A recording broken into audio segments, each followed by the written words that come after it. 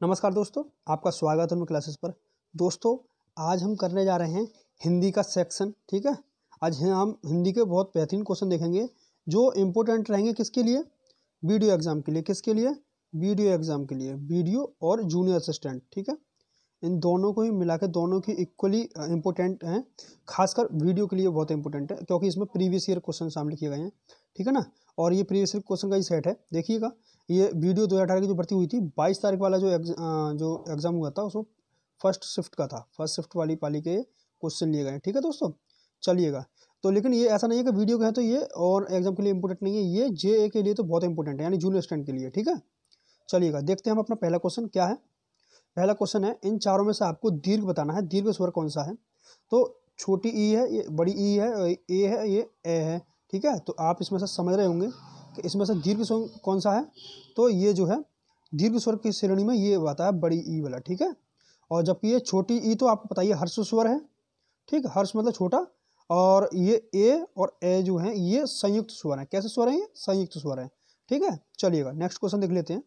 Next हमारा, निम्न में से अंतस्थ व्यंजन कौन सा? अंतस्थ। ठीक है, तो आपको अंतस्थ व्यंजन बताना है आपको इसमें से गा, जा, वा और सा में से।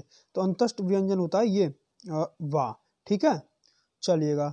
और यहाँ जो और हिंदी क्या नाम है, यहाँ पे क्या हो गया आपका वा अंतस्थ व्यंजन हो गया। ठीक, चलिएगा। अब वर्णमाला को आप बहुत अच्छे से पढ़ लीजिएगा, काफ़ी अच्छे क्वेश्चन आते हैं। अल्पप्राण, महाप्राण वगैरह ये सारे पढ़ लीजिएगा।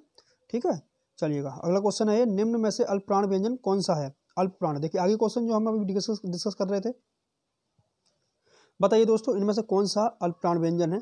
खा, गा, घ और ठ, इनमें से कौन सा है? तो इसमें से अल्पप्राण जो व्यंजन है वो है, इनमें से हमारा सही ऑप्शन है गा।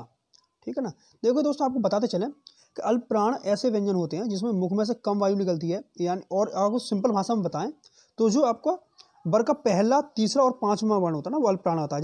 जैसे देखो ये लिखा होता है ना, का, ख, ग, घ और र। ठीक है, इस तरीके से होता है ना। तो इस तरीके से ये चा, छा, झा और ये सारी चीज़ें पूरे पाँच का ही सेट बने हुए होते हैं, 5 तक।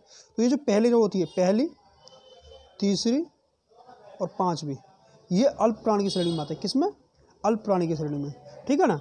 और इसमें ही ये दूसरा और चौथा ये आता है महाप्राण की श्रेणी में। उम्मीद करते हैं आप समझ गए होंगे, ये महाप्राण है और ये पहला, तीसरा और पांचवा ये अल्पप्राण है। ठीक है, चलिएगा देखते हैं अपना नेक्स्ट क्वेश्चन। निम्न में से घोष वर्ण कौन सा है? घोष। ठीक है ना, सघोष और अघोष तो ये भी होता है। ठीक है ना, चलिएगा। तो जो घोष वर्ण है इनमें से चा, छ, झ, ठीक है, इसमें से जा, का, टा, चा और टा सॉरी, इनमें से जो सघोष या घोष वर्ण जो है वो है जा। ठीक है ना, इसकी जगह सघोष भी सा लगा हुआ है ना इसमें, तब भी आप वही वर्ड बताएंगे जो घोष के लिए बताने वाले हैं। ठीक है ना। अच्छा, बता दें, इन्हें भी बताते चलेगा ये क्या क्या होते हैं। तो प्रत्येक वर्ग के तीसरा, चौथा और पांचवा आप ध्यान रखिए। अब जैसे बताया था ना वो का, खा वाला ही बताया था आपने, का, ख, ग, घ और र। तो ये पीछे के जो तीनों होते हैं ना ये सघोष होते हैं और ये अघोष होते हैं। तो ठीक है, तो अगर आपको पूछे का क्या है, अगर पूरा एड्रेस पूछे इसका, तो आप बताएंगे ये अघोष अल्पप्राण है। अघोष अल्पप्राण है। ये अघोष महाप्राण है। अघोष महाप्राण ये वाला आ जाएगा। ये सघोष अल्पप्राण और सघोष महाप्राण इस तरीके से। ठीक है, चलिएगा अगला क्वेश्चन देखते हैं। अगला है हमारा, ओष्ठ वर्ण कौन सा है? ओष्ठ मतलब जो होठों के साथ ऐसे बोला जाता हो, आ, ई, ऊ, तो ऊ से ही आपका साउंड निकल रहा है, तो ये क्या है? ओष्ठ वर्ण ऊ है। यहाँ पे क्या है? ऊ है। ठीक है, चलिएगा। योग ऋण शब्द कौन सा है? योग ऋण, देखिए अगला सवाल है, योग ऋण पीला, जलज, पर, दूध वाला। तो योग ऋण वो शब्द होते हैं जिन्हें तोड़ने पर जो किसी ना दो अलग अलग शब्दों से मिलकर बने होते हैं और तीसरे शब्द बन जाता है। जैसे यहाँ पे कोई पर्यायवाची शब्द नहीं है इसका, देखो दूध वाला। तो ठीक है ना, ये दूध अलग चीज़ होती है, वाला अलग चीज़ होती है, दोनों को मिला दिया तो एक दूध वाला एक अलग चीज़ बन गई। ठीक है, ठीक। ये पर्यायवाची शब्द है जलज, तो ये किसका हो गया? ये कमल का हो गया। पर, पीला, ठीक है ना, इस तरीके से। ये तो यहाँ पे जो सही शब्द है योग ऋण वो है दूध वाला। अगला क्वेश्चन है हमारा, अगला है महोत्सव का संधि विच्छेद क्या होगा? महोत्सव तो महा और उत्सव, ये सही है, इतना इजी है, इसमें तो ज़्यादा डिस्कस करने वाली कोई बात है नहीं। ठीक है ना, महा उत्सव महोत्सव। ठीक है, चलिए। और संधि कौन सी यहाँ पर? दीर्घ संधि है। बैलगाड़ी, बैल और बैल की गाड़ी, ठीक है, जो बैलों की गाड़ी चलती है, बैल की गाड़ी। तो इसमें सही जो समास होगा वो, इसमें सही समास होगा वो होगा तत्पुरुष समास। ठीक है दोस्तों, देखिए जहाँ हम समय बचा सकते हैं वो समय बचाएंगे भी, और जहाँ कुछ बताने की चीज़ें हैं वह बताएंगे भी। ठीक है, आगमन, आगमन में उपसर्ग कौन सा आता है? सिंपल है, कितना ईजी है, आगमन, आ गमन। ठीक है, चलिएगा। अगला क्वेश्चन हमारा, रसोईया में प्रत्यय पूछा है, तो या है या है, आपको बस ये बताना है। ठीक है ना, तो इसमें जो सही शब्द जो होता है ना वो होता है ईया। ठीक है ना, या करके कुछ नहीं होता है। ठीक, चलो, ईया इसका प्रत्यय है। जैसे बढ़िया, घटिया, इस तरीके से ये बनाते हैं ना, तो इस तरीके से ये वर्ड है। ठीक, चलिएगा। तो अगला क्वेश्चन हमारा, निम्न शब्द में से तत्सम आपको बताना है, तत्सम। ठीक है ना, तो जो तत्सम जो लग रहा हो संस्कृत जैसा शब्द वही तत्सम है। तो इनमें कौन सा लग रहा है ऐसा? क्षेत्र। ठीक है, चलिएगा। अगला क्वेश्चन देखते हैं। अगला क्वेश्चन है, निम्न में से कौन सा शब्द तद्भव है? तो जो संस्कृत जैसा नहीं लग रहा हो वही क्या आ जाएगा? तद्भव आ जाएगा। तो यहाँ पे कौन सा लग रहा है ऐसा? देखो, यौवन, निर्झर, जीव, स्थान। तो देखो यही ऐसा शब्द है जो हमें ऐसा लग रहा है जैसे संस्कृत का नहीं है, तो यही हमारा सही आंसर हो जाएगा। अगला क्वेश्चन हमारा, निम्न शब्द में से कौन सा शब्द देशज है? आपको देसी शब्द बताना है। ठीक है, देशज शब्द जिसका तत्सम और तत्भव में डिफरेंस नहीं कर पाए तो उसे हम देशज शब्द में डाल देते हैं। तो गोबर, घोड़ा, हल्दी, कटोरा। तो इन सब में आप देख के कुछ अटपटा सा लग रहा होगा एक शब्द, वो है ये कटोरा। ठीक है ना, आपने ये नहीं पढ़ा होगा तत्सम तत्सव में, तत्सम और तद्भव में। तो ये कैसे में आया? कटोरा। ठीक है, यही हमारा सही ऑप्शन है। ठीक है दोस्तों, चलिएगा। और एक दो शब्द बता देते शब्द, जैसे तेंदुआ, चिड़िया, कटरा, अंडा, ठेठ, ठुमरी, इस तरीके से कुछ वर्ड हैं, ये आप याद रखिएगा, ये देशज शब्दों की श्रेणी में आते हैं। ठीक है, चलिएगा। नेक्स्ट क्वेश्चन देखते हैं।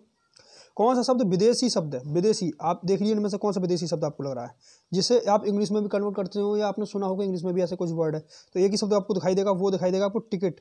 ठीक है, इसमें टिकट बोलेंगे, और वैसे अब इंग्लिश में भी से टिकट लिखती है। ठीक है, ये अंग्रेजी भाषा से लिया हुआ शब्द है। ठीक, चलिएगा। और अगला क्वेश्चन हमारा, निम्न में से संज्ञा शब्द कौन सा? संज्ञा, संज्ञा बताने हैं। तो इन सब में संज्ञा शब्द जो है वो है सभा। सभा, और कैसी संज्ञा है? ये समूहवाचक संज्ञा है। ठीक है, देखो ये सब गुण है। देखो हरा, ये कलर है, पतला, गहरा।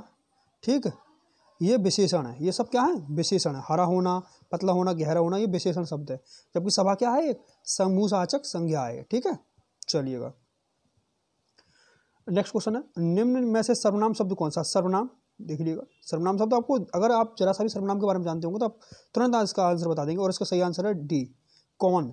ठीक है ना, जो हम संज्ञा के स्थान पर शब्द प्रयोग करते हैं उन्हें क्या बोलते हैं? सर्वनाम बोलते हैं। और ये इतनी बिल्कुल सिंपल डेफिनेशन है, और इसी से ही आपका आंसर मिल जाता है। बताइएगा, निम्न में से विशेषण शब्द कौन सा है? लड़कपन, उचित, कठोरता, घबराहट।